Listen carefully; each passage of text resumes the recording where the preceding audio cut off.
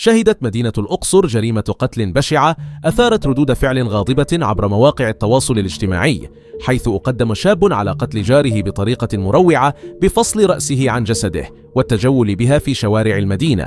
وقعت الجريمة في منطقة أبو الجود بوسط مدينة الأقصر مساء الثلاثاء.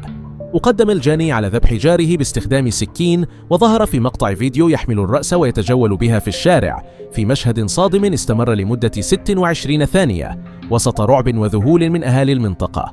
أكد شهود العيان أن الحادث وقع عقب مشاجرة بين الجاني والضحية، حيث استخدم الجاني السكين لقتل الضحية في وضح النهار، ثم حمل الرأس وسار بها بين المارة في مشهد مروع.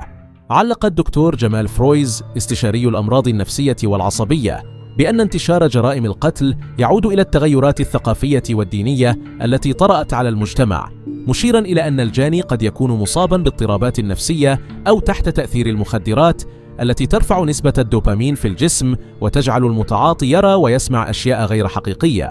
وأوضح أن وسائل التواصل الاجتماعي قد تساهم في انتشار هذه الجرائم، إلا أن تعاطي المخدرات هو السبب الرئيسي وراء مثل هذه الجرائم البشعة. وأشار إلى وجود انهيار ثقافي يتطلب تدخل الإعلام والمجتمع للتوعية بمخاطر هذه الظواهر. تلقى اللواء محمد الصاوي مدير أمن الأقصر بلاغا من غرفة العمليات يفيد بوقوع الجريمة، وعلى الفور انتقلت قوة من مباحث قسم شرطة الأقصر إلى موقع الحادث، حيث يتم تكثيف التحريات لمعرفة ملابسات الجريمة. تم تحرير محضر رسمي بالواقعة، وأخطرت النيابة العامة التي باشرت التحقيق تحت إشراف المحامي العام.